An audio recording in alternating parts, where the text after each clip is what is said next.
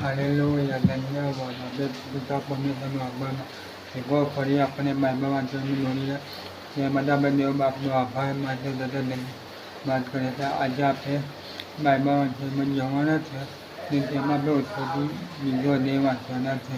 તો દેવ બાપ એમાં આપણે સહાય બધા મદદ કરી પ્રાર્થના શરૂઆત બધા પહેલાં આપણે પ્રાર્થના કરીશું, ત્યારબાદ આપણે બાઇબલ વાંચવામાં જઈશું. આવા આપણે આંખો બંધ કરીને પ્રાર્થના કરી. Hallelujah, hallelujah, hallelujah, hallelujah.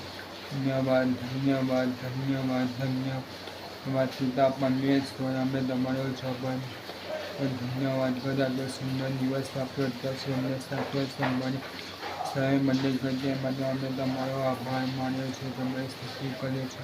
તમે મહાન પરમેશ્વર છો. તમે મહાન પરમેશ્વર છો. તમે મહાન પરમેશ્વર રહેવાનો છો. એ માટે અમે તમારો જવાબ માટે તમે સ્તુતિ કરી છે. તમે અમારી જરૂરત પૂરી પાડો છો કે અમારો જવાબમાં તમે ધન્યવાદ કરીએ છીએ. આ પિતા પણ પિતા અમે પાપી છે. પિતા પરમેશ્વર, પિતા તો બોલવા ચાલવા જોવા વિચારવા કદાચથી પાપ ગુના આપણે નકામી બાબતો થયા હોય તો તમે અમને ક્ષમા કરો. પિતા પરમેશ્વર તથા વિનંતી તમારો અમો સાંભળો છો. એ બધા અમે તમારો આભાર માનીએ. તમે સ્તુતિ કરો છો કે અમને તમારું વચન વચન મૂકીને તમે ક્ષમા કરો છો. પણ તો તમે અમને ક્ષમા કરો. પિતા પરમેશ્વર, તમને શુદ્ધ કરો, પવિત્ર. આ પિતા પરમેશ્વર પ્યાર તથા વિનંતી છે. તમે મહાન પરમેશ્વર છો. એ મને અમે તમારો ધન્યવાદ કરીએ. તમારો આભાર માને છે. પરમેશ્વર પિતા, આ ઘરનો સમય તમારા હાથમાં સોંપતા અમારી પૂરી નમ્ર વિનંતી અમે સ્વીકાર કરીમાં. આમેન. આવા આપણે બાઇબલ ખોલીએ, ઉત્પત્તિ બીજો અધ્યાય કરીએ. Hallelujah, hallelujah. ઉત્પત્તિ બીજો અધ્યાય એટલે આ બેમાં લખવામાં આવ્યું છે. અને આકાશ તથા પૃથ્વી અને તેઓના સર્વ સૈન્યો પૂરા થયા. અને દેવે પોતાનું જે કામ કર્યું હતું તે તેને 7મે દિવસે પૂર્ણ કર્યું. અને પોતાના કરેલા સર્વ કામોથી તે 7મે દિવસે સ્વસ્થ થયું. અને દેવે 7મા દિવસે આશીર્વાદ લીધો ને તેને પવિત્ર ઠરાવ્યો, કેમ કે તે દિવસે દેવે પોતાના બધા ઉત્પન્ન કરવાના તથા બનાવવાના કામથી સ્વસ્થ રહ્યો. આકાશ તથા પૃથ્વી ઉત્પત્તિ વર્ણન છે. જે દિવસમાં યહોવા દેવે પૃથ્વી તથા આકાશ ઉત્પન્ન કર્યા ત્યારે ખેતરનો કોઈ પણ છોડવો હજુ પૃથ્વીમાં ઉગ્યો ન હતો. વળી ખેતરનું કંઈ પણ શાક ઉગ્યું ન હતું. તેમથી યહોવા દેવે પૃથ્વી પર વરસાદ વરસાવ્યો ન હતો ને ભોંય ખેડવાને કોઈ માણસ ન હતો. પણ પૃથ્વી પરથી ધુમ્મરે ચોરીને ભોંયને આખી સપાટી ભીંજવી. અને યહોવા દેવે ભૂમિની માટીનું માણસ બનાવ્યું ને તેના નસકોરામાં દીવનો સાથ ફૂંક્યો અને માણસ સળીઓ પ્યારી થયો. અને યહોવા દેવે પૂર્વ તરફ એદનમાં એક વાડી બનાવી અને તેમાં પોતાના બનાવેલા માણસને રાખ્યું. અને યહોવા દેવે ભૂમિમાંથી સર્વ પ્રકારના વૃક્ષ જેના ફળ જોવામાં સુંદર તથા ખાવામાં સારા છે તેઓને ને વળી વાડીની વશમાં જીવનનું વૃક્ષ તથા ભલું બુદ્ધિ જાણવાનું વૃક્ષ પણ ઉગાવ્યું.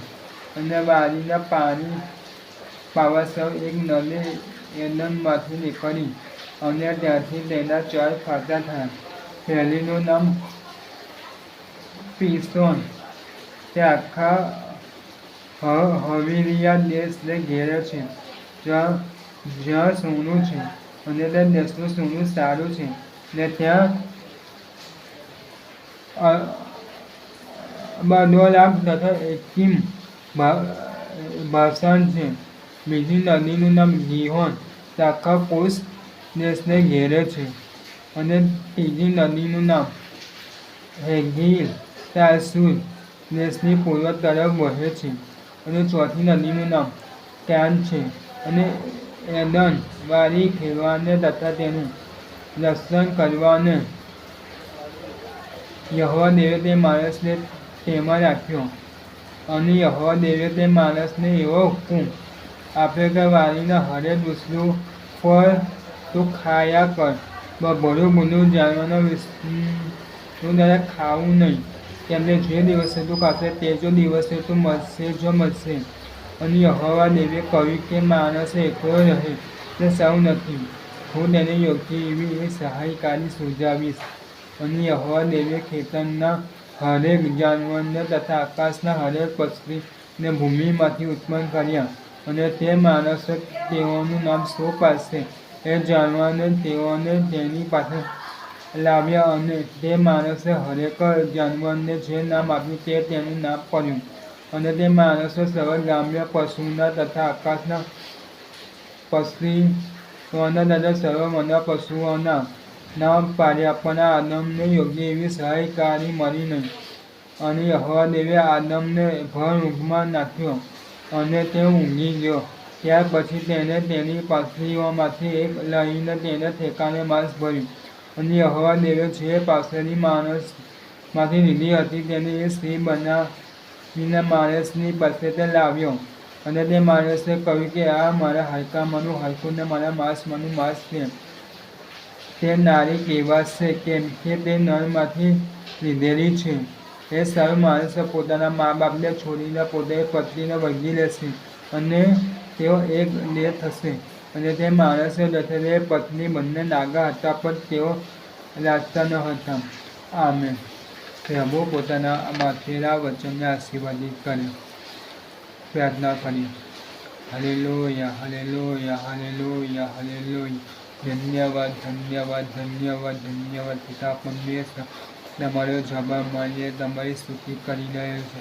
તમે મહાન પરમેશ્વર છો. આજે એકવાર ફરી તમે ચોરમાં આવવા માટે તમે અમને પૂછશો, તે મને અમે તમારો જવાબ માની તમારી સ્તુતિ કરીએ છીએ. તમે મહાન પરમેશ્વર છો. તમે રાજા પ્રભુ છો. તે મને અમે તમારો આભાર માની તમારી સ્તુતિ. હા પિતા પરમેશ્વર, પિતા તમારું બાબા થઈ જશે. તમે માણસમાંથી પાછી લઈને તમે સ્ત્રી બનાવી. તે માટે અમે તમારો ધન્યવાદ કરી તમારો આભાર માની. હા પિતા પરમેશ્વર, તમે અમને સહાય કરશો. તે માટે અમે તમારો આભાર માની તમારી સ્તુતિ કરી. હા પરમેશ્વર પિતા, તમે તો દેવોના દેવ છો. પરમેશ્વર પિતા, તમે અસંભવ કાર્યોને શકો છો તેવા મહાન દેવ છો. પિતા પરમેશ્વર, તેમ તમારો જવાબ મારી તમે સ્તુતિ કરી છે. તમે રાજોના રાજા પ્રભુ દેવોના દેવ છો. તમે આદિ તથા અંત છો. તમે આલ્ફા તથા ઓમેગા છો. તમે પ્રથમ છો જે અત્યારે જે છે અને જવના છે તે મહાન દેવ ઈસુ ખ્રિસ્ત અમને મળ્યા છો. તમે સાચું નામ તમે અમને આપ્યું છે. તમે ઓળખાય છે. તમારા દીકરીઓ થવાની તમે અમને અધિકાર આપ્યો છે. પિતા પરમેશ્વર પિતા, તે બધા અમે તમારો આભાર માની તમારી સ્તુતિ કરી છે. પરમેશ્વર પિતા, અમારા પાપોની ખાતર તમે દુનિયા પર મોકલી દીધા. પિતા પરમેશ્વર પિતાને જે ખુશ ઉપર મળી ગયા. પરમેશ્વર પિતા ને દિવસે સજીવન થયા. પરમેશ્વર તે અમને અનંત જીવન મેં તે માટે પણ અમે તમારો ધન્યવાદ તમારો આભાર માને છે. પરમેશ્વર પિતા, પ્રાર્થના તથા વિનંતી કરી પરમેશ્વર આવ્યું તમે દરેક બાબત વચન થઈ છે. પરમેશ્વર તમે એવું થવા મારી પ્રાર્થના સ્થાપિત બધો અમે તમારો જવાબ માટે પિતા પરમેશ્વર પિતા, અમે તમારો કરતા અમારી ટૂંકી પ્રાર્થના છે. ઈસુના નામમાં સાંભળો, સ્વીકાર કરો બાપ. Amen, amen, amen.